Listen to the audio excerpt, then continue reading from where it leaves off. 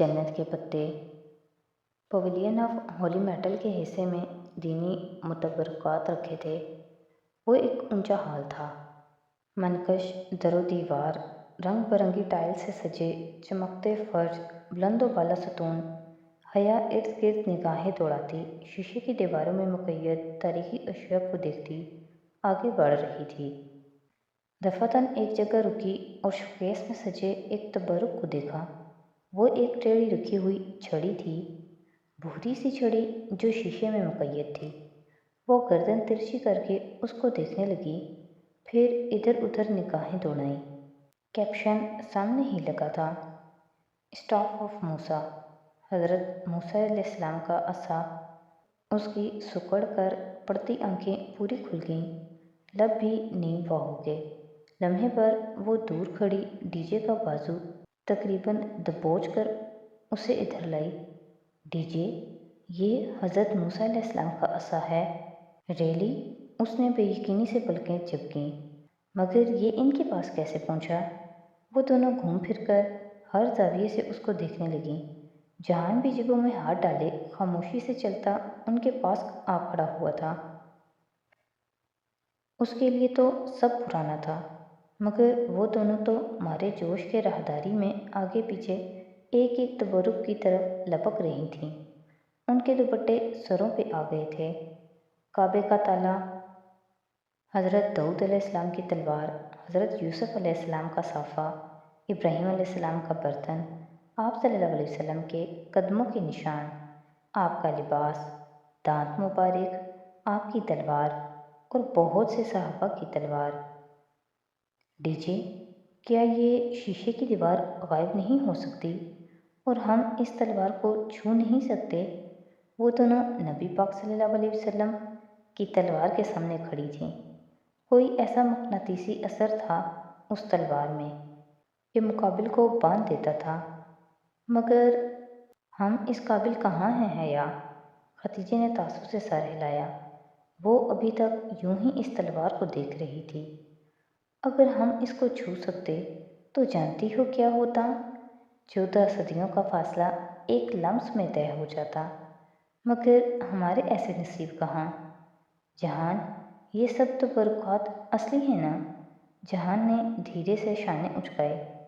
मैंने कभी ना इन पे रिसर्च किया, ना कोई रिसर्च पढ़ा। कोई इम्कान है कि ये सब असली हैं?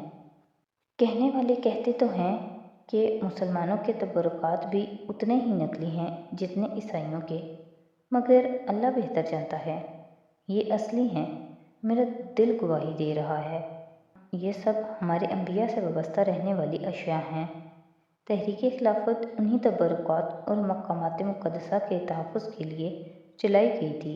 डीजे को माशरती उलूम का भूला बिसरा सबक याद आ गया।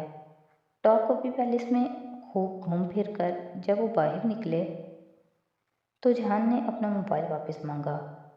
ये लें, क्या याद करेंगे? और फिक्र ना करें, हमने कोई छेड़छाड़ नहीं की। सिक्योरिटी लॉक कोई पासवर्ड होता तो मैं खोलने की ज़रूर कोशिश करती, मगर आपने तो फिंगरप्रिंट एंट्री लगाई रखी है। डीजे के हाथ से फ़ोन लेते हुए वो मुस्कुराया था। टॉप कॉफ़ी के साथ एक रेस्टोरेंट से जहान ने उनको बहुत अच्छा सा खाना खिलाया। तुर्की का अब तक का बेहतरीन खाना। और खाने के दौरान ही खदीजा सर दर्द शिकायत करने लगी। जब तक खाना ख़त्म हुआ वो बहुत पजमुर्दा सी लगने लगी थी। उसका सर एकदम ही दर्द से फटने लगा। मेरा ख्याल है मैं वापस रूम जाकर रेस्ट करूं। तुम लोग अकेले घूमो फिरो। उसकी तबीयत वाकई ख़राब हो रही थी, सो उन्होंने उसे जाने दिया। वो चली गई तो वो दोनों टॉप कॉफ़ी पैलेस की पिछली तरफ आ गए। वहाँ एक वसी व अरीज़ सफ़ेद संगमरमर के चमकते फर्श वाला बरामदा था, जिसे ऊंचे सफ़ेद सतूनों ने थाम रखा था। बरामदे के आगे फासले फासले पर चौकोर चबूतरे से बने थे, जिनके सामने टेरेस की तरह चंद गज चौड़ा खुला अहाता था। उसके आगे ऊंची सफ़ेद मुंडेर बनी थी। वहाँ खड़े होकर मुंडेर पे कोहनियाँ रखकर देखो तो नीचे बहता मरमरा का झाग, उड़ता समंदर दिखाई देता है। वो जगह इतनी खूबसूरत थी کہ دل چاہتا انسان صدیوں تک وہاں بیٹھا سمندر دیکھتا رہے۔ تھک گئے ہو؟ دونوں ستون کے ساتھ ٹیک لگائے چبوترے کے کنارے بیٹھے تھے جب حیا نے پوچھا۔ اسے جہان ذرا تھکا تھکا لگا تھا۔ نہیں، میں ٹھیک ہوں، ذرا سا بخار ہے شاید۔ اس نے خود ہی اپنا ماتھا چھوا، پھر اسبات میں سر ہلاتے ہوئے جیکٹ کی جیب سے گولیوں کی ڈبی نکالی۔ ڈھکن کھول کر ڈبی ہتھیلی پہ الٹی، 2 گولیاں الگ کیں اور ڈبی بند کرتے ہوئے دونوں گولیاں منہ میں ڈالیں، پھر نکل گیا۔ میرے پاس پانی تھا۔ وہ اپنا پرس کھولنے لگی، لیکن تب وہ نکل چکا تھا۔ ٹھیک ہوں میں۔ وہ تشویش سے اس کا چہرہ دیکھ رہی تھی۔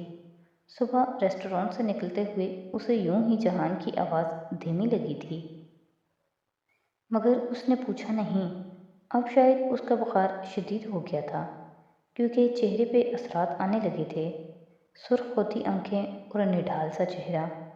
بس میں نے دیکھ لیا سمندر، اب واپس چلتے ہیں۔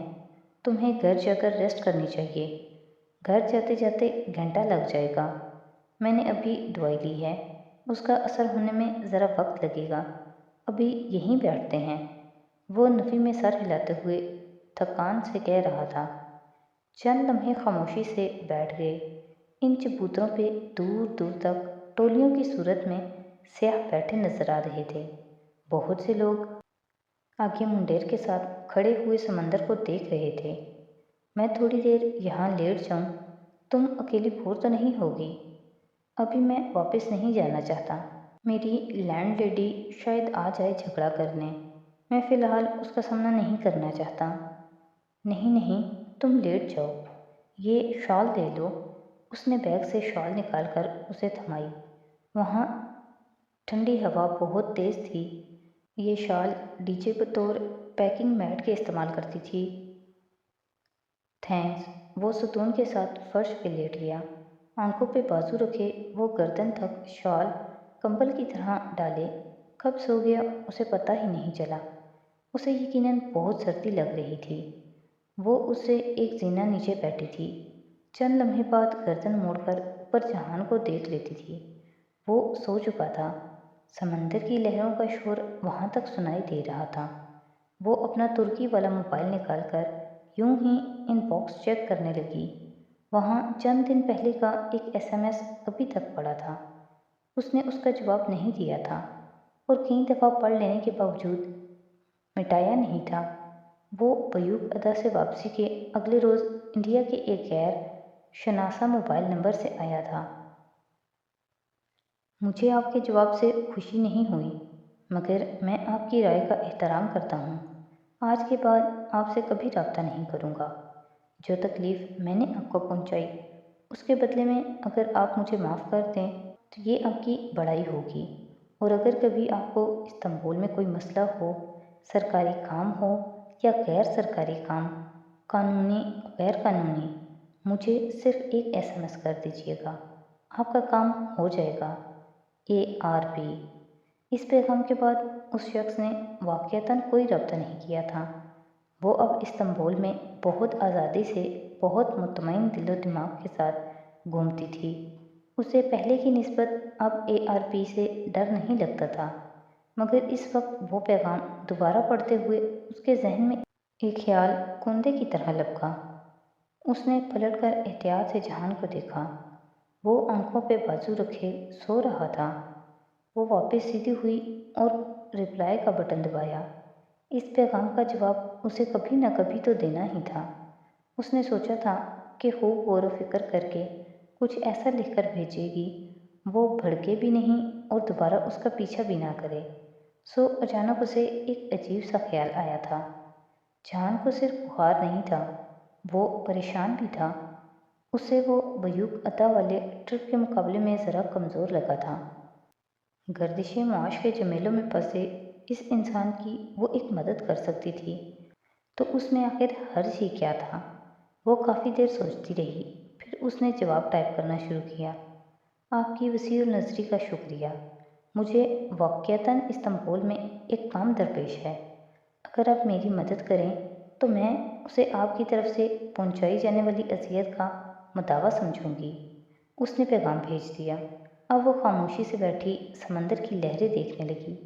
وہ بیوق عطا اس کے گھر بھی تو چلی گئی تھی، اور جب دروازہ بند ہوا تھا تو اسے لگا تھا وہ ایک سنگین غلطی کر چکی ہے، مگر اس غلطی کا نتیجہ بہت اچھا اور اطمینان بخش نکلا تھا۔ اسے احساس تھا کہ اب بھی اس نے غلطی کی ہے اور اس کا نتیجہ